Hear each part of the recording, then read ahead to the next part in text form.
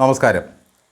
കോർക്കുന്നെങ്കിൽ കൊമ്പനോട് കോർക്കണം എന്ന് എൻ്റെ ബാപ്പ എന്നോട് പറഞ്ഞിട്ടുണ്ട്. ബാപ്പ പറഞ്ഞ പ്രകാരം PV അൻവർ സകലയിടത്തും കയറി കോർത്ത് കൊമ്പും കോമ്പല്ലും പോയ അവസ്ഥയിലായി. മാധ്യമപ്രവർത്തകർക്ക് ചാപ്പയടിക്കുന്നു. ഷാജൻ സ്കറിയായെ ആകാശത്തെ കൊമ്പിൽ നിന്നും താഴെ ഇറക്കുന്നു. ചാനൽ പൂട്ടിക്കുന്നു.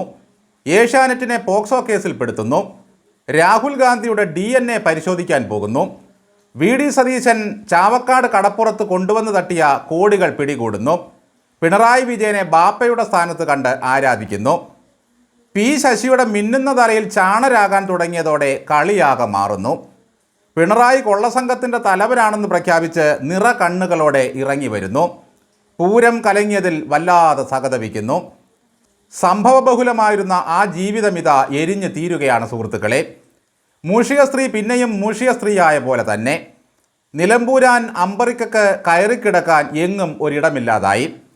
ഏതാനും മാസങ്ങൾക്ക് മുമ്പ് വരെ അമ്പർക്കയായിരുന്നു കമ്മി വെട്ടുകിളികളുടെ കടന്നൽ രാജാവ്. അൻവർ പറയുന്നത് ഏറ്റുപിടിച്ച് കമ്മികൾ എന്തൊരു ആഘോഷമായിരുന്നു.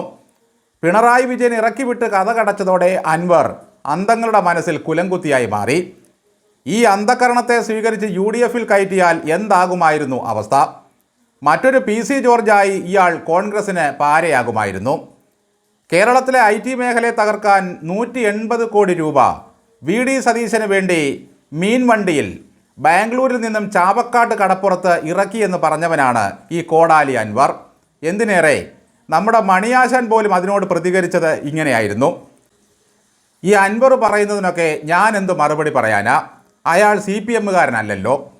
ഭരണപക്ഷത്ത് ഒരാളും അൻവറിൻ്റെ ആരോപണം ഏറ്റുപിടിച്ചതുമില്ല. അഡ്വക്കേറ്റ് ജയശങ്കറിൻ്റെ തലയിൽ കമിഴ്ത്താൻ ഒരു ബക്കറ്റ് സെപ്റ്റിക് ടാങ്ക് മാലിന്യവുമായി പുറപ്പെട്ട പുള്ളിയാണ് ഇദ്ദേഹം. ഇപ്പോഴത് സ്വന്തം തലയിൽ കമിഴ്ത്തുന്ന അവസ്ഥയിലായി. ഒടുവിൽ ഗത്യന്തരമില്ലാതെ UDF തിണ്ണയിൽ കയറാൻ വേണ്ടി അൻവർ പറഞ്ഞു, P ശശിയാണ് എന്നെക്കൊണ്ട് സതീശനെതിരെ പറയിച്ചത് എന്ന്. രാജാക്കന്മാരുടെ രാജാവായി വാഴുന്ന പിണറായി വിജയനെ വെല്ലുവിളിച്ച് പുറത്തു വന്ന അൻവർ നാളെ ഈ കോൺഗ്രസിനെ വെച്ചേക്കുമോ? പിണറായിക്കൊപ്പം കൂടി എത്ര പേരെയാണ് ഇയാൾ വേട്ടയാടിയത്? ഏത് കുറ്റിച്ചൂലിനെ നിർത്തിയാലും നിലമ്പൂരിൽ ഞാൻ പിന്തുണയ്ക്കുമെന്ന് പറഞ്ഞ അൻവർ ഒന്ന് കൂടെ പിടിച്ചിരുത്തിയപ്പോഴേക്കും UDF വിലപേശൽ തുടങ്ങി. സ്ഥാനാർത്ഥിയെ അയാൾ തീരുമാനിക്കുമെന്നായി. പോയാൽ പോട്ടെ പൂളിൽ എന്ന് പറയേണ്ട കോൺഗ്രസ് പിന്നെയും അയാളെ കുറച്ചുകൂടി ചുമ്മി നടന്നു. ഈ നിലമ്പൂര് തിരിച്ചു കിട്ടിയാൽ കോൺഗ്രസ് നാളെ ഭരണം പിടിക്കുമോ? ദേശീയപാതയിലെ വിള്ളല് പോലെ വിണ്ടുകീറിയ ഒരു പ്രസ്ഥാനമാണ് ഇപ്പോഴും ഈ കോൺഗ്രസ്. ഇവന്മാരുടെ തമ്മിലടി നിൽക്കണമെങ്കിൽ അറബിക്കടൽ വന്ന് വിഴുങ്ങണം. എന്തായാലും അൻവറിനെ നീക്കിത്തള്ളി UDF ആര്യാടൻ ഷൗക്കത്തിനെ സ്ഥാനാർത്ഥിയാക്കി. നാളെ അറിയാം CPM സ്വതന്ത്ര സ്ഥാനാർത്ഥിയായി DCC പ്രസിഡന്റ് VS ജോയി എത്തുമോ എന്ന്. ആ ജോയിയെ അൻവർ പിന്താങ്ങുക കൂടി ചെയ്താൽ എന്തൊരു രസമായിരിക്കും കഥ. പിണറായി വിജയൻ ആരെയോ കണ്ടുവച്ചിട്ടുണ്ട്. ഏതെങ്കിലും ഒരുത്തനെ UDF നിന്നും ചാടിക്കാനാണ് സാധ്യത. അങ്ങനെ വരുന്നവൻ തോറ്റാലും 1 ലക്ഷം രൂപ ശമ്പളത്തിൽ എന്തെങ്കിലും ഒരു ജോലി കൊടുക്കാതിരിക്കില്ല.